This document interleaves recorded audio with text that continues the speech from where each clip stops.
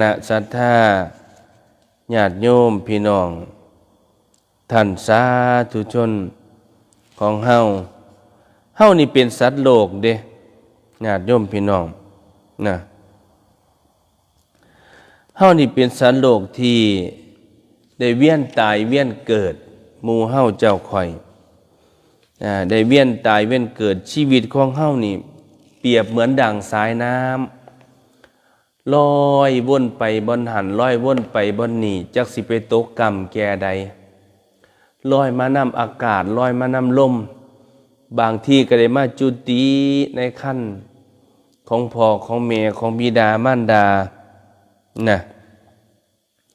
เดี๋ยวก็บางที่ก็ต้องจากไปญาติโยมพี่น้องนะ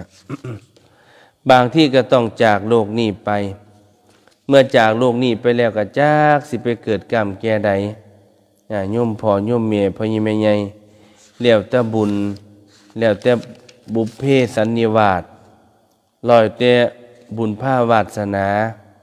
ของเฮาญาติโยมพี่น้องนะกราบนมัสการลูกมาหุงข้าวใส่บาตรแล้วจ้าสวดมนต์แล้วอนุโมทนาเด้อสำหรับพี่น้องผู้ที่บำเพ็ญบุญโยมพ่อโยมแม่บางที่อาตมาก็มานั่งคิดดังลำนี้ตีตองว่าจิตอย่างเสร็จพอดีจ้าเปิดให้แม่ฟังโยอนุโมทนา บางที่ชีวิตเฮานี่ลังเทียกะมักขึ้นเบิ่งคักๆแล้วนี่มันเป็นกรรมเด้พี่น้องเป็นกรรมต้องเฮ็ด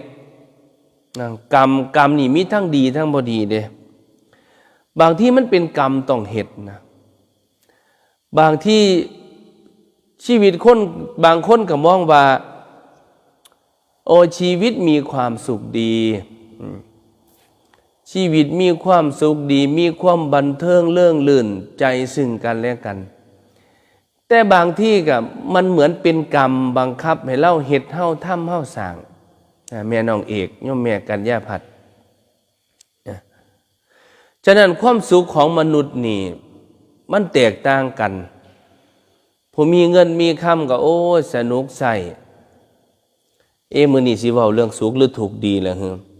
สุขกับทุกข์นี่เอาเรื่องหยังล่ะเอาเรื่องทุกข์เนาะความสุขนี่ก็คือสิฮู้แล้วว่าสุขอีหยังแน่นะความทุกข์ดีกว่าความทุกข์ของผู้เป็นพ่อเป็นแม่เนี่ยถูกน้ำลูกนี่มีอยู่หลายอย่างในโยมนะพระพุทธเจ้าเพิ่นตรัสว่าความทุกข์ของบิดามารดาที่มีต่อบุตรมีอยู่สิจำได้จักถูกเด้อหนึ่งทุกข์เพราะว่าไม่มีลูกสองทุกข์เพราะลูกไม่ดีสาม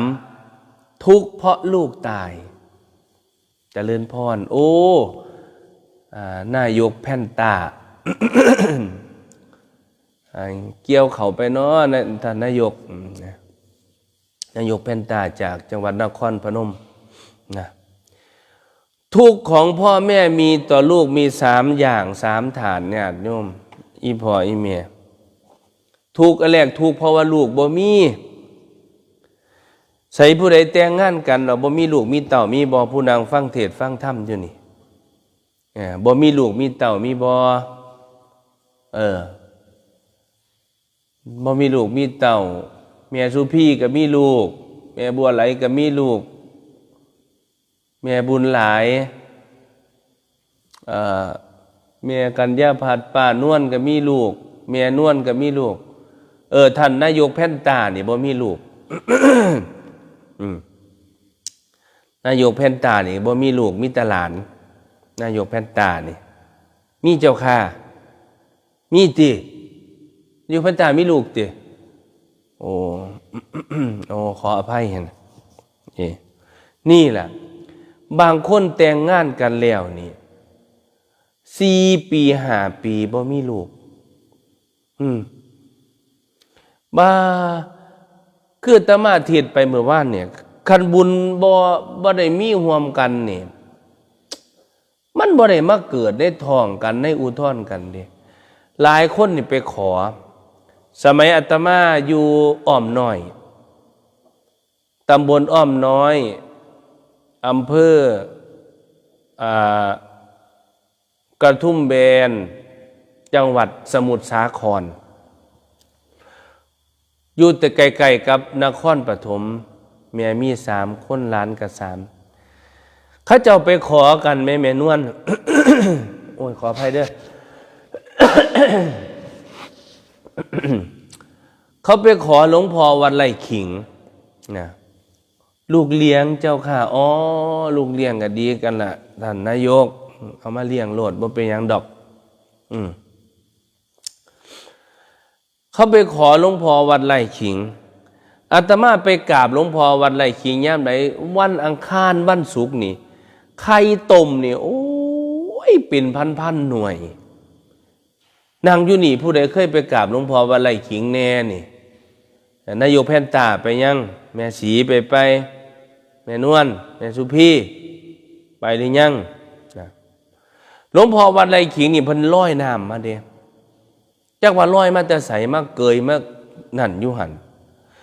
วัดไร่ขิงนี่เป็นวัดที่เจริญโอ้ยพระพุทธรูปศักดิ์สิทธิ์โบสถ์ล้านโบสถ์ว่านวิหารเงินทองโอ้ยสุดยอดวัดไร่ขิงเป็นวัดที่คันเป็นคนเฮากับเศรษฐีอ่ะเป็นวัดเศรษฐีผู้หนึ่งเลยวัดหนึ่งเลยคนไปหลายคนไปกราบหลายไปแล้วจ้าหันปานวลว่านั่นน่ะเขาไปขอลูกขอเต่าขอลูกน้ำหลวงพ่อละวัดไร่ขิงวัดพระพุทธรูปศักดิ์สิทธิ์นี่เดินตะมาอยู่เอาทุกฟัง1วัดหลวงพ่อโสธรนี่เบอร์1เลยนะวัดโสธร2วัดไร่ขิง3วัดหลวงพ่อโตบางพลี4วัดบ้านแหลม5วัดหลวงพ่ออู่ทองจังหวัดสุพรรณบุรีญาติโยม5วัดนี่ญาติโยมไปเหมือนไปโยมหูบอกว่า5วัดเนี้ยเป็นวัดพี่น้องกันพระพุทธรูป5องค์นี้เป็นพระพุทธรูปที่ลอยน้ำมาเป็นพันบ้านเฮาเป็นพระเจ้าหาพระองค์โตแท่นพระเจ้าหาพระองค์เลยวัดโสธรวัดไร่ขิงวัดหลวงพ่อโตบางพี่วัดหลวงพ่อบ้านแหลมวัดหลวงพ่ออู่ทองจังหวัดเพชรบุรีคือสุพรรณบุรีแหละนั่นลืมแล้วข้อมูลลืมจ่อยเห็นบ่เนี่ยพระพุทธรูป5องค์นี่เพิ่นลอยน้ำมาเป็นพระพุทธรูปที่ศักดิ์สิทธิ์มากๆหลวงพ่อวัดไร่ขิงเบอร์1หลวงพ่อโสธรเบอร์1ปากหลวงพ่อโสธรเบอร์1ไร่ขิงเบอร์2หลวงพ่อโตเบอร์3บ้านแหลมเบอร์4หลวงพ่ออู่ทองเบอร์5นั่นเขาเป็นพี่น้องกันเลยบางคนไปขอลูกขอเต่าโอ้อยากได้ลูกมาเกิดนั่นนี่แหละบ่แม่นธรรมดาคนเฮานี่บัดโสธรไปอยู่จ้านะคือตะมาว่าแล้วคนเฮาสิมาเกิดได้เนี่ย มันบ่แม่นว่าไปเกิดแล้วมันสิอยู่เลยอยู่บ่ได้ผีพายเขามาดึงออกเขามาขวดออกคือเก่าเขาบ่ให้เกิดฉะนั้นต้องมีบุญเฮือกันคือจังเฮียนเฮาเจ้าข่อยนี่ล่ะเฮาสิไปนอนเฮียนเขานี่เขาบ่อนุญาตให้นอนเฮาก็นอนบ่ได้เฮาไปนอนรีสอร์ทเฮาบ่มีเงินไปจ่ายค่ารีสอร์ทเขาก็บ่ให้เฮานอนคนเฮาสิมาเกิดในท้องพ่อท้องแม่บางคนติดแล้วยังหลุดออกไปฉะนั้นพ่อแม่นี่เป็นทุกข์แห้งหลายเป็นทุกข์เพราะว่าลูกเต้านี่บ่มีอยากให้จะได้ลูกนั้นมาเกิดอยากเอาลูกมาเกิดในอุทธรอยากเอาลูกมาเกิดในท้องพ่อท้องแม่โอ้นี่คนอยู่บ้านนี่ก็หลายคู่เด้แต่งงานกัน4 ปี5 ปีบ่ได้ลูกนะฉะนั้นมันเป็นความทุกข์ญาติโยมเห็นเขาอยากมีลูกเห็นเขามีลูกก็อยากมีลูกนำเขาที่ว่ามายังบอกเคยไปเลยจ้ามีโอกาสอยากไปสักครั้งอยู่จ้าอาจารย์ ไปบ่แม่กัญญาพัฒน์ไปบ่อาตมาสิพาไปเอารถตู้ไปเลยนี่ไปยัก10 คนเด้ไปน้อยคนบ่ได้เด้ไปน้อยคนค่ารถมันแพงไปยัก10 คนคนละ500 600ก็สิได้ค่ารถอยู่แล้วว่าเนาะเฮาก็ไปจักตี4ตี3เฮาไปแจ้งพุ่นแล้วก็เฮาก็เที่ยวหมดมื้อบัดนี้ยามมื้อแลงมาเฮาก็กลับมา4 โมงแลง5 โมงแลงเฮาก็กลับมาไปไหว้พระให้ไปนำเด้อจ้ะเดี๋ยวออกพรรษาเดี๋ยวเดือนธันวาก่อนหน้าหนาวก่อนเกี่ยวข้าวเกี่ยวน้ำเดี๋ยวแล้วไม่ออกเกี่ยวข้าวเรียบร้อยก่อนอย่าชวนไม่ออกไปเกี่ยวข้าวเกี่ยวน้ำเรียบร้อยแล้วเฮาไปกราบโอ้แต่ว่าคืออยู่ไกลกันแต่ละอันวัดแต่ละหม่องแต่ละวัดที่ว่ามานี่ก็ได้อยู่ไกลกันให้ไปได้กับไร่ขิงนี่แหละอยู่คนละจังหวัดพุ่นเนาะเท่ากับไปไล่ขิงไปนครปฐมทำนี่ก็เอาละ เดี๋ยวสิส่วนอีกทีนึงเด้อให้แม่ไปนำแน่เด้อจ้าได้เดี๋ยวสิส่วนอีกทีนึงเดี๋ยวหอดเดือนธันวาก่อนเดี๋ยวสิเดือนธันวาก่อนเดี๋ยวสิพาแม่ออกไปไหว้พระเนี่ยโยมพ่อโยมแม่พ่อโยมแม่นี่เป็นทุกข์ประการแรกทุกข์เพราะว่าบ่มีลูก2บัดนี้ทุกข์เพราะว่าลูกไม่ดีโยมพ่อโยมแม่พ่อใหญ่แม่ใหญ่จ้าส่วนเนี่ยเด้อจ้าเดี๋ยวสิส่วนดอก เนี่ยทุกข์เพราะว่าลูกไม่ดีลูกบ่ดีนี่พ่อแม่เป็นทุกข์ใจเด้ญาติโยมพี่น้องพ่อแม่คิดน้ำลูกน้ำเต้านี่คนที่มันมีครอบครัวที่ตั้งหลักตั้งฐานได้แล้วที่สามารถซอยเหลือตนเองได้แล้วนั่น สิบ่เป็นทุกข์ปานไหนแต่ว่าขันคนไหนที่ยังเหตุการณ์เหตุงานยังบ่เป็นหลักเป็นฐานคนนี้พ่อแม่คือสิคิดน้ำหลายวะตามาคิดว่าตามาเคยถามโยมอยู่โยมมันเนาะหักลูกหักทอกันบ่ผู้ขาหักทอกันคุณอาจารย์พะนะแต่ว่าห่วงบ่ทอกันพะนะห่วงบ่ทอกันห่วงผู้ใดหลายก็กันโอ้ยก็ห่วงผู้ที่มันมื่นตาอ้าปากบ่ท่านใดนั่นล่ะอาจารย์พะนะผู้ที่มันบ่ท่านได้เป็นผู้เป็นคนพ่อแม่ก็คิดน้ำว่าซั่นย่านมันเอาตัวบ่รอดย่านมันบ่มีอยู่มีกินย่านลูกย่านเต่ามันบ่มีอยู่มีอยากก็เลยคิดน้ำคุณอาจารย์ว่าซั่นอันนี้ถ้ามาเคยถามผู้เป็นพ่อเป็นแม่ผู้เป็นพ่อเป็นแม่ก็ว่าโอ้มันก็เป็นจังซั่นล่ะอาจารย์ว่าซั่นเรื่องคนลูกอยู่ประเทศนอกคิดน้ำนี่เว้าไปไสก็บ่ถิ่มอิสราเอล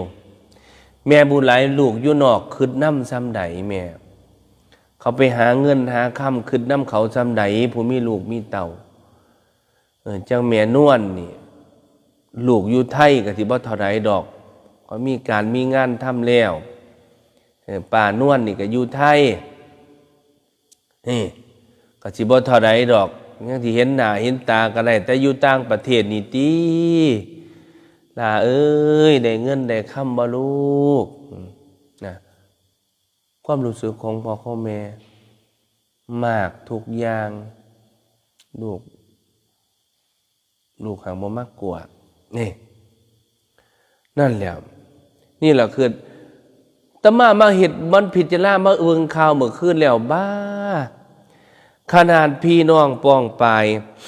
ผู้เพิ่นมีลูกมีเต้าอยู่ต่างประเทศไปหาเงินหาคำผู้บางคนได้กลับมาแต่ว่าผู้บางคนบ่กลับมานี่ติไปหาเงินผันมาตายหิจากก็สิคืดน้ำอำลำ โยมแม่สุพี่นี่ทุกข์เพราะว่าลูกบ่อยู่นำแล้วทุกข์เพราะว่าลูกเสียลูกตายลูกจากแล้วอันนี้เป็นความทุกข์ที่3ญาติแต่ลูกบ่ฮักกันโอ้อันนี้ก็แม่นของแม่อยู่นอกคนหนึ่งโอ้อยู่นอกคนหนึ่งนั่นก็สิคิดนำแต่ละเนาะอันผู้อยู่เมืองนอกเมืองหน้านี่ข้อไปเขาสำบายดีกับพ่อดีอกดีใจอยู่ดอกเนาะแต่ว่าคันลูกตายนี่ติมันบ่มีทางสิได้ขึ้นเลยเด้บ่มีทางสิกลับมาขึ้นได้บ่มีทางสิย้อนขึ้นไปได้นี่ความทุกข์ของพ่อของแม่นะเป็นห่วงแห้งหลายลูกตายเนี่ยคิดน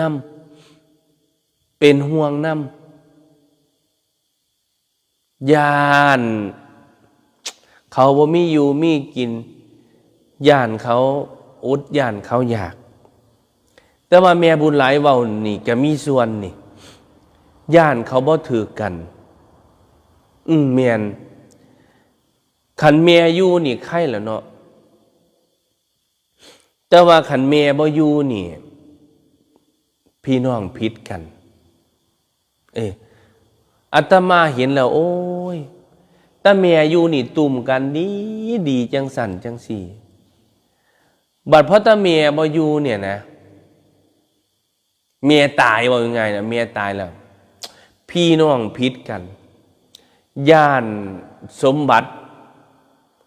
มันบ่กำบ่เกิงกันย่านแต่เสียเปรียบอยากได้ก็อยากได้หลายโอ้คนเฮานี่อย่าไปอยากได้หลายเกินเหตุมีซ้ำใดเอาซ้ำนั้นวาสนาตัวเฮ็ดได้ซ้ำใดเอาทอนั้นอย่าไปอยากได้หลายอย่าไปอยากโลภหลายโลภหลายแล้วมันเป็นทุกข์บัดยามนั้นมันยึดติดกับให้กับหน้าตัวเอาแค่มีอยู่มีกินกับพ่อละหมู่เฮาเจ้าข่อยอย่าไปอยากได้หลายเกินเหตุเกินผลนิดๆน้อยๆก็ให้กันไปให้อภัยกันไปแบ่งกันไปเฮาอยู่ในโลกนี้บ่โดนดอกญาติโยมเฮาไปสร้างความทุกข์ให้คนอื่นมื้อนี้บัดนี้ทุกขโตทุกขตะฐานังให้ทุกข์แก่ท่านทุกนั้นถึงตัวสักมื้อหนึ่งความทุกข์นั้นมันสิกลุ่มมันสิสุมทวีเข้ามาทับเฮามื้อนี้หลานชายแม่กำลังจับจากอิสราเอลคือกันดีใจหลายที่เขาอยู่รอดปลอดภัยได้กลับบ้านจ้าตุเขาได้เงินบ่แม่กันยาผัดที่เขาได้เงินบ่เขาไปอิสราเอลเขากลับมาฮอดมื้อใดบ้ากันมาฮอดเฮากันนัดกันได้ไปยังแม่เฮาเลี้ยงเพี้ยนกันจักมื้อนึงลาบงัวที่แซ่บๆบุยเว้าเล่นนำแม่เด้อนั่นล่ะนี่ฮอดใส่ละบัดนี้ลืมแล้วเทศไปก็ได้ข้าแต่ฝอยเรื่องแนวอยากแนวกินนี่แหละโยมพ่อโยมแม่ฉะนั้นนี่พระพุทธเจ้าตรัสว่าความทุกข์ของบิดามารดาที่มันสุมเข้ามาทวีในร่างกายจะมีอยู่3อย่าง1ทุกข์เพราะไม่มีลูก2ทุกข์เพราะลูกไม่ดี3ทุกข์เพราะลูกตายในบรรดา3ทุกข์นี่สิ่งใดมันเป็นทุกข์ที่สุดญาติโยมคือข้อที่2ทุกข์เพราะว่าลูกไม่ดีอีพ่ออีแม่ลูกตายนี่เสียใจบ่โดนนะเสียใจบ่โดนแต่ก็เสียใจและเสียดายอันที่แรกทุกข์เพราะว่ามีลูกอันนี้ก็เป็นทุกข์อยู่แต่ว่าก็ทุกข์บ่โดนแต่ลูกบ่ดีนี่ตีมือนี่มันเฮ็ดให้กินบ่ได้นอนบ่หลับเฮ็ดให้เสียเงินเสียทองใส่ลูกสิเสเพเสพเหล้าเสพยาติดเหล้าติดยาติดการพนันพ่อแม่นี่คืดน้ำย่ำใดมึงสิออกได้ย่ำมานี้มึงสิเป็นผู้เป็นคนคืดน้ำส่วนนี่คืดน้ำหลายบางคนกินบ่ได้นอนบ่หลับลูกไปเที่ยวไปเสพย่ำมึงขึ้นไป เสพมหรสพไปเที่ยวย่ำค่ำย่ำขึ้น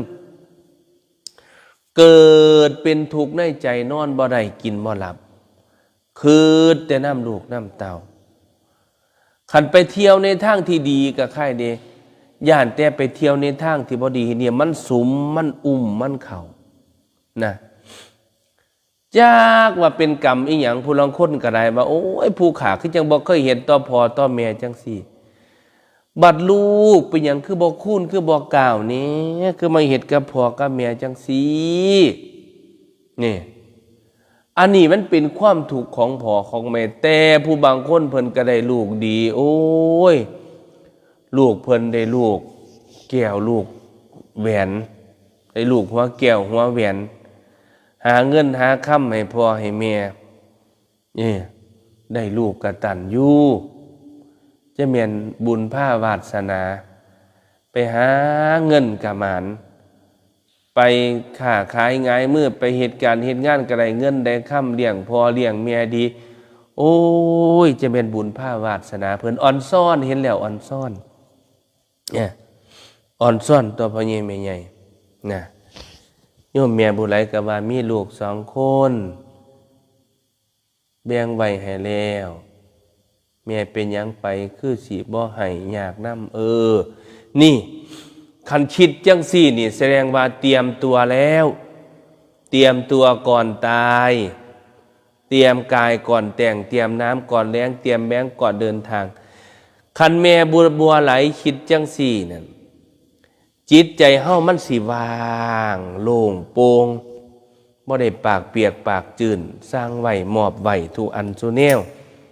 ใครแน่อยู่จ้า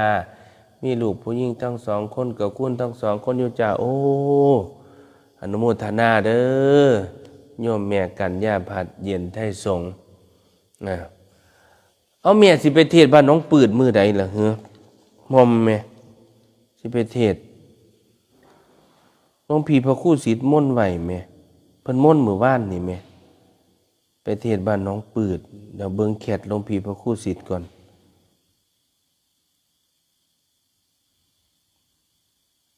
บ้านน้องปืดโอ้วันที่2 กุมภาปีหน้าแม่วันที่2 กุมภาหลวงพี่พระครูศิษย์ม่นไหวบ้านน้องปืดนั่นแหละเพิ่นทักมาหาเฮานี่เพิ่นเว้าม่วนดอกหวานจ้อยก็น้ำตาลหลวงพี่พระครูศิษย์นี่นั่นแหละ นี่แหละญาติโยมพี่น้องนี่เป็นความถูกของพ่อของแม่ที่เหตุที่มันเกิดจากลูกโดยปริยายผู้ใดมีลูกดีสาธุนำเด้อสาธุให้ได้ลูกดีๆนี่แหละเห็นบ่เพิ่นจังว่าปานมมือนอบน้อมพร้อมมะลิดวงมาลัยปานมมือนอบน้อมพร้อมมะลิดวงมาลัยด้วยหัวใจที่ใสตรงกราบลงตรงตากแม่เพิ่นว่าลูกกูแวะขึ้นมาได้ลมหายใจลูกยังอยู่ย่ำลูกบูออกจากก้นแม่เจ็บส้นเม่นเลื่อนเลือเด้น้อมอันนี้แหล่เด้บ่แม่นล่ำแหล่ทำนองขอนแก่นตอนลูกเป็นก้อนเนื้อน้ำเฟืออยู่ในคันแม่เสียหันย่อขาโยกแม่คอยโทกย่อขากาวแม่ทนหนาวแม่ทนร้อนแม่ทนนอนแม่ทนนางแม่เจ็บหลังจองใส่สนแม่ทนไว้บ่ว่าหยังย้อนมีใจเอ้ยต่อต่างอยากให้ลูกครบ32แม่หมดหมองเศร้าถูกลูกอยู่สุขคือเมืองบ้านแม่อดหวานแม่อดสมคลำขมคลำตอนย้อนถ้วยสดน้ำห่อนให้2 เต้าได้ลังไหลได้นอยามลูกเตือนเสด็จให้ แม่ตบดากเอิ้นเอาขวัญลูกหวนให้หายหิวแม่หาแนวมาป้อนลูกเจ็บเป็นเอ็นห่อนแม่อาวรณ์ทุกลานสวนหวนคิดหูเด้อลูกแก้วคุณเท่าอย่าสุลืมเฮ้ยคำแพงนี่ลูกป่วยลูกบ่สบายแม่นี่ก็ค่อยประงบประงมค่อยเบิ่งค่อยแง่งแต่ว่าผู้บางคนนั่นตีเนาะผู้บางคนนั่นตีโยมแม่หูบ่ว่าแม่เป็นทุกข์น้ำหูบ่ว่าล่ะเอ้ยแม่คือน้ำเจ้าซ้ำใดหูบ่ว่าแม่นี่เป็นห่วงเจ้าหูบ่ว่าแม่นี่ฮักเจ้าผู้ลางคนลูกดีก็ดีไปแต่ว่าบางคนลูกบ่ดีเป็นหยังคือบ่คิดแหน่ล่ะเอ้ยลางคนนี่เว้าด่าพ่อด่าแม่ด่านี่อาตมาบ่เท่าใดดอกอาตมารับได้อาตมาคิดว่าเพราะมันรับบ่ได้ดอกแต่ว่ามันพอฟังอยู่แต่ว่าเว้าเสียดเว้าแท่งนี่ด่าแม่ก็บ่เป็นตาฟังดอกเว้าผิดไม่ใช่ขออภัยด่าพ่อด่าแม่ก็บ่เป็นตาฟังดอกผู้ลางคนเว้าเสียดเว้าแย่เว้าแท่งนี่เป็นหยังคือสิไปเฮ็ดให้เพิ่นเจ็บซ้ำน้ำใจแท้เพิ่นเลี้ยงเฮามาแต่น้อยเท่าใหญ่นี่เป็นหยังคือบ่เรียนตนเพิ่นแหน่ตะกี้ตะกอนเงินค้ำก็หายากลางคนได้ต้มน้ำข้าวบ่มีเงินซื้อนมต้มน้ำข้าวเอาข้าวเจ้าไปต้มแล้วเอาน้ำข้าวมาหยอดปากลูกแทนนมเคยได้เฮ็ดอยู่บ่รุ่นนี่อีแม่อันนี้ตะมาเว้านำสังยายเฒ่าเว้าว่าได้เอาข้าวเจ้าไปต้มข้าวเหนียวไปต้มปนกันข้าวเจ้าเอาน้ำข้าวมาหยอดปากกะแม่นปากเจ้านี่ตัวผ้ากินกะแม่นแม่นี่ตัวป้อนเจ้าจนเจ้ามีปากเว้าได้เป็นหยังใหญ่ขึ้นมาจะมาเว้าเฉียดเว้าแท่งแท้ผู้เฒ่าบ่หาตาดาดอกเครียดให้พ่อแม่ก็น้อยใจแล้วผู้ลางคนลูกเครียดให้นี่โอ้ยพ่อแม่น้ำตาตกในผู้นี้บ่แม่นธรรมดาคุณหยาบคุณโยมลูกแม่ดีทั้งสองคนลูกสะใภ้ก็ดีเพื่อนลูกสาวนี่ลูกดีจ้ะโอ้ยอนุโมทนานำญาติโยมพี่น้องพ่อใหญ่แม่ใหญ่เอาละในมื้อนี้เว้าในเรื่องความทุกข์ของพ่อของแม่เว้าในเรื่องความทุกข์ของบิดามารดาสู่ญาติสู่โยมพ่อใหญ่แม่ใหญ่ฟังเด้อฟังแล้วก็ไปพินิจพิจารณาเลี้ยงลูกเลี้ยงยากส่ำใดบ่ฮู้นำดอกเลี้ยงยากส่ำใดน่ะบ่เคยมีลูกบ่เคยได้เลี้ยงลูกจักเที่ยดอกเลยบ่ฮู้นำบ่นี่แต่ฮู้อยู่ดอกว่ามันลำบากถูกน้ำลูกถูกส่ำใดอันนี้ก็บ่ฮู้นำดอกเพราะว่าบ่เคยมีลูกคิดฮอดลูกส่ำใดอันนี้ก็บ่ฮู้นำดอกเพราะว่าบ่เคยมีลูกบ่เคยคิดฮอดลูกบ่มีลูกนำเขาเว้านำเพิ่นว่าคิดฮอดแท้งห่วงแต่ความปลอดภัยหลวงพี่แม่นแล้วนี่ใหญ่น้องนักลูกเพิ่นเป็นวัยรุ่นวัยขนองวัยกำลังกินวัยกำลังเที่ยวกำลังเล่นกำลังเที่ยวแม่ก็ขึ้นน้ำสันตัวเป็นบ่าวเป็นแพ้วมาแล้วย่านไปเที่ยวย่านเขาขาเขาตีย่านไปตีไปขาย่านเขาขาทิมนั่นเป็นจังซั่นอีพ่ออีแม่เอาละญาติโยมพี่น้องท่านสาธุชนความทุกข์ของพ่อของแม่หนึ่งคือทุกข์เพราะไม่มีลูกสองทุกข์เพราะลูกไม่ดีสามทุกข์เพราะลูกตายฉะนั้นมีอยู่สามอย่างนี่เด้อคุณญาติคุณโยมต่อจากนี้ไปกสิขอแลอวยพรให้ญาติโยมพี่น้องท่านสาธุชน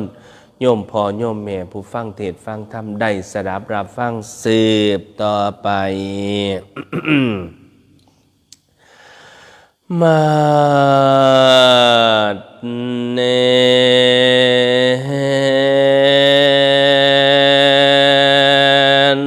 นาอา นว่าความพ่อแม่นี่ดอกหนักเกิงผู้พาหาแนวเตียงแนวสร้างกับเปรียบเปยบ่มีแดงนาแม่แต่สากุณาแนวโนกผู้เฮียงคอนสอนครูแม่ใหญ่เอ้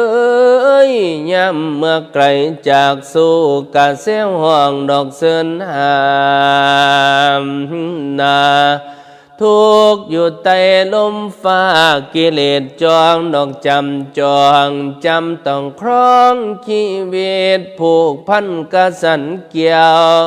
สัมพันธ์เกี่ยวผ้าไม่มันอยู่ดอมกันเกิดลูกอ่อนสู่ความรักผูกตอนสอนโอ้อุ่นกระใจเด็กน้อยลูกเป็นเสียงผูกไว้ให้พ่อแม่นั้นกลมเกลียวเลือดสายเดียวแป้งปูนอ้อมละมุนท่อมไว้สาหัสเล่าใดกะโดยดำคุณธรรมนั้นเห็นถูกลูกหมู่มาหมู่สร้างดอกลิงข้างบางสันนี้สารต่างๆเกิดลูกมาแล้วจังสีดอกซ้อมเบิ่งมันถนอมซ้อมให้ดีก็คือคนแปลกแต่จะบ่มีได้แสดงภาษาใบเล่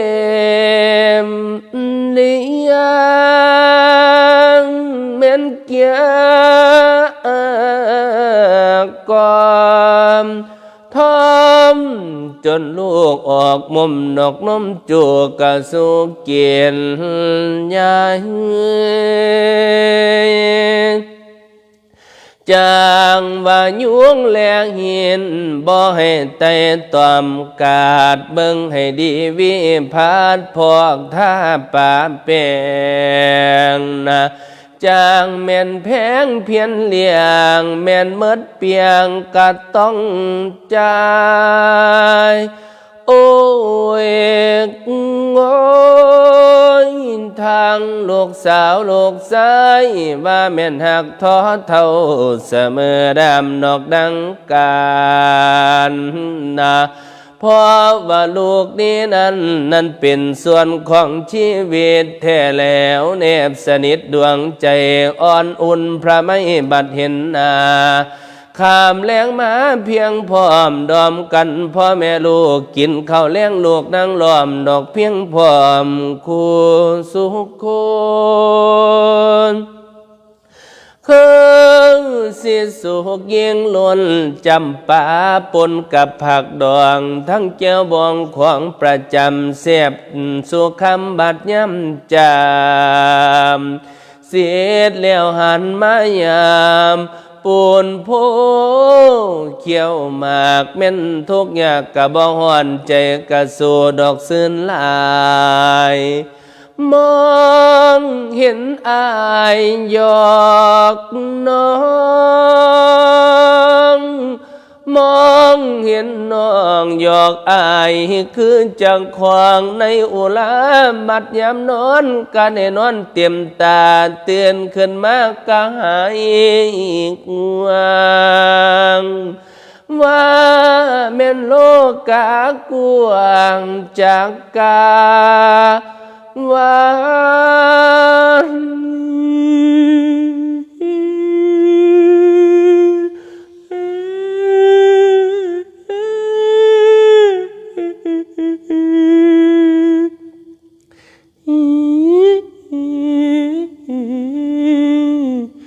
บ่สุด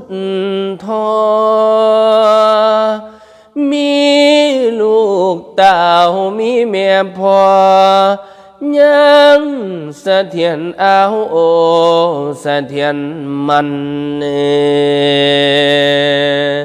ว่าเสื่นสวงนั่นละนะเมียยังนอนนอนสา